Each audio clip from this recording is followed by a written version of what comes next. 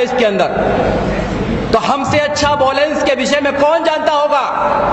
2500 साल से इस देश में हम लोगों ने वॉयलेंस झेला है, हिंसा झेली है, हम जानते हैं हिंसा क्या होता है। और बाबा साहब डॉक्टर अम्बेडकर ने जब इस देश के अंदर संविधान लागू किया तो बाबा साहब डॉक्टर अम्बेडकर चाहते थे ये समाज कैसा बने, ये समाज न्याय पर आधारित बने, ये समाज समता पर आधारित बने, ये समाज बंधुता पर आधारित बने, ये समाज फ्रीडम पर आधारित बने।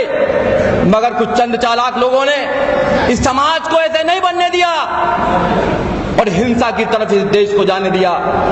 आज ये हिंसा हो रही है, आप लोगों को लग रहा है कि नई नई हिंसा है, ये नई नई हिंसा नहीं है, ये बहुत पुरानी हिंसा है। ये लोग हिंसा के मास्टर हैं, मास्टर। ये जानते हैं कि हम लोगों ने लोगों के वादे पूरे नहीं किए हैं, हम लोगों को जवाब क्या देंगे, इस देश को क्या जवाब देंगे हम। इसलिए हिंसा कराओ, हिंसा में लोगों को बांट दीजिए, धर्म के नाम पर बांट दीजिए, जाति के नाम पर बांट दीजिए, क्षेत्र के नाम पर बांट दीजिए।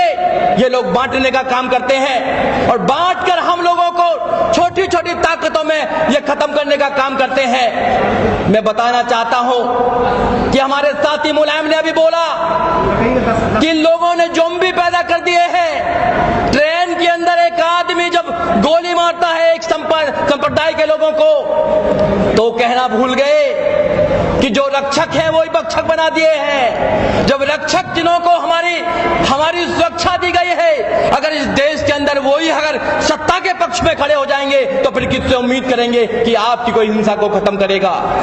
ये देश ऐसे हालातों में है कि अगर 2024 में इन लोगों को नहीं रोका गया, अगर 2024 में अपनी ताकत नहीं बनाई गई तो ये देश आने वाले समय में जो लोग कहते हैं संविधान को बदल देंगे, हाँ ये संविधान को बदल सकते हैं। आपने देखा इनका एक मिनिस्टर था अनंत कुमार हेगड़े, उन्होंने कहा कि we are here to destroy this, we are here to change the constitution of India.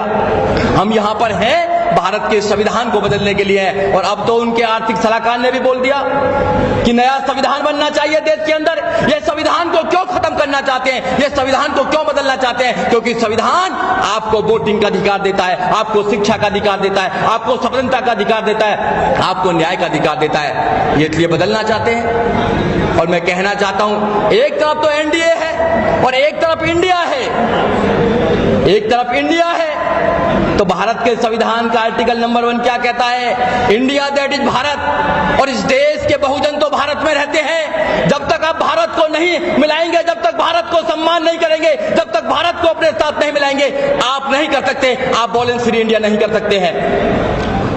आप समझते हैं कि हमारी जो वोट है या हम लोग तो वैसे ही आ जाएंगे जैसे आप लोगों ने हमारी वोटों को हमेशा से लेने का काम किया, हमको कभी मान सम्मान देने का काम नहीं किया, हमारी पीड़ा को देखने का काम नहीं किया। इस देश के अंदर हम लोग कैसे यहां से जन्म से लेकर मृत्यु तक कैसे सहन करते हैं, किसी ने इस बात पर कभी डिबेट करने की कोशिश नहीं करी। तो आज देख लीजिए आप देश के अंदर क्या हो रहा है। उन लोगों ने हमें बिखराव किया है, उन लोगों ने हमें नफरत के जाल में फंसा दिया है। ये नफरत का जाल इतना बड़ा हो गया है मेरे भाइयों कि अगर आज आप नहीं संभले तो कैसे संभलेंगे। लोग कहते हैं कि बहन कुमारी मायावती हमारे साथ नहीं आ रही है। अरे बहन जी दूरदर्शी नेता है, बहन जी लड़ते लड़ते अब नेशनल लेवल की पार्टी बनाई है। मैं आप लोगों से पूछना चाहता हूं, इस देश में कितनी पार्टियां जो नेशनल लेवल की पार्टियां हैं? इस देश में 6 नेशनल लेवल की पार्टियां हैं। सबसे बड़ी वोटिंग के आधार पर कौन है? बीजेपी है। सेकंड नंबर की कौन? कांग्रेस है। और थर्ड नंबर की देश में अगर कोई सबसे बड़ी पार्टी है तो बहुजन समाज पार्टी है। बिना बहुजन समाज पार्टी के आप वॉयलेंस फ्री या बीजेपी फ्री कैसे इंडिया कर सकते हैं? नहीं कर सकते हैं। आप बड़ी ताकत को इग्नोर कर रहे हैं। ये गलतफहमी है आप लोगों की, या जो लोग भी यहां पर बनाना चाहते हैं, हम भाईचारा बनाना चाहते हैं। सबसे ज्यादा जो हमको है इस देश में कि वॉयलेंस फ्री देश होना चाहिए। हम पीड़ित है इस बात के, हम संविधान के रक्षक हैं इस देश के अंदर, क्योंकि संविधान में हम सब लोगों को आजादी का अधिकार मिला है। हम जानते हैं, हम जीते हैं संविधान को, हम संविधान को मात्र पढ़ते नहीं है। इसलिए हमारा एक एक आदमी आज तैयार है इस सरकार को बदलने के लिए। हम ऐसे ही नहीं घूम रहे हैं देश के अंदर, हम लोगों को बता रहे हैं कि आपके अधिकारों को, आपके बच्चों के अधिकारों को खत्म किया जा रहा है। आपको एक ऐसी नफरत की तरफ डाला जा रहा है कि आप ट्रेन में भी देखेंगे तो वॉयलेंस होता है। नूह में आपने देखा, ये प्रयोग कर देखते हैं। आप आसाम की घटना ले लीजिए, आप अखलाक की घटना ले लीजिए, आप पहलुगां की घटना ले लीजिए, आप हाथरस की घटना ले लीजिए। जब हाथरस में एक दलित बेटी को तेल छिड़क कर रात को 2 बजे जला दिया जाता है, मुख्यमंत्री देखता रहता है और वहां की पुलिस वहां के लोगों का मुंह बंद कर देती है, तो फिर आप लोगों ने आवाज क्यों नहीं उठाई? क्यों नहीं उठाई देश के लोगों ने आवाज? कुछ हमारे लोगों ने आवाज उठाई। इसलिए मैं कहना चाहता हूं, हिंसा सबके लिए बुरी बात है। अभी पीपल साहब कह रहे थे हम बुद्ध के मानने वाले हैं, ये देश बुद्ध का है और बुद्ध के खिलाफ इन्होंने युद्ध छेड़ रखा।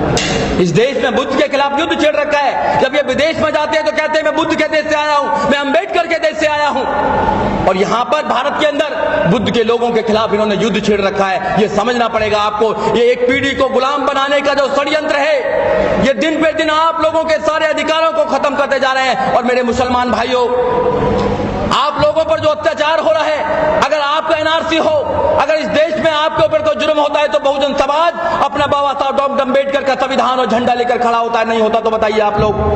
हम लोग वैचारिक रूप से एक साथ हैं, क्योंकि समस्या आपकी एक है और हमारी भी वही समस्या है, इसलिए हमारा दर्द एक है।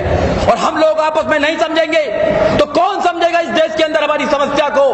हमें अपनी पावर खुद बनानी है, हमें अपनी पावर खुद बनानी है। हम आज तक मांगते हैं कि हमको दे दीजिए, हमको दे दीजिए। कोई तुम्हें पावर देने वाला नहीं है, कोई तुम्हें राजा बनाने वाला नहीं है, कोई तुम्हें प्रधानमंत्री बनाने वाला नहीं है, इवन यहां तक कि कोई तुम्हें एमपी बनाने वाला नहीं है। अगर कोई बना सकता है तो तुम खुद अपने आप को बना सकते हो। खुद खड़ा होना पड़ेगा, आपको निकलना पड़ेगा घर से, बार बार समझाना पड़ेगा बाबा साहब डॉक्टर अम्बेडकर को, समझाना पड़ेगा संविधान को, समझाना पड़ेगा इन लोगों की नीतियों को जो हमारे खिलाफ है।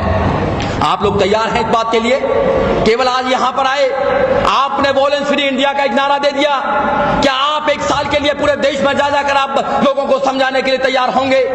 अगर होंगे तो आप लोग देखेंगे 2024 में माहौल बन रहा है। 2024 में लोग तैयार हो रहे हैं। आपने देख लेना, अभी चुनाव आने वाले हैं, देख लेना आप चुनाव 2024 से पहले चुनाव देखना क्या होने वाला है देश के अंदर। हम नौजवान खड़ा हो चुका है, किसान खड़ा हो चुका है, इस देश का जो मजदूर है, जो सड़क से संसद तक बनाता है। सुबह सुबह हमारे लोग देश की सफाई करते हैं, गटरों में उतरकर उनकी मौत हो जाती है। चंद्रयान पर भेज सकते हैं, यान भेजा ना भी अच्छी बात है, मगर गटर आपने बात सुनी, उसके साथ जय भीम, जय भारत, नमो बुद्धाय।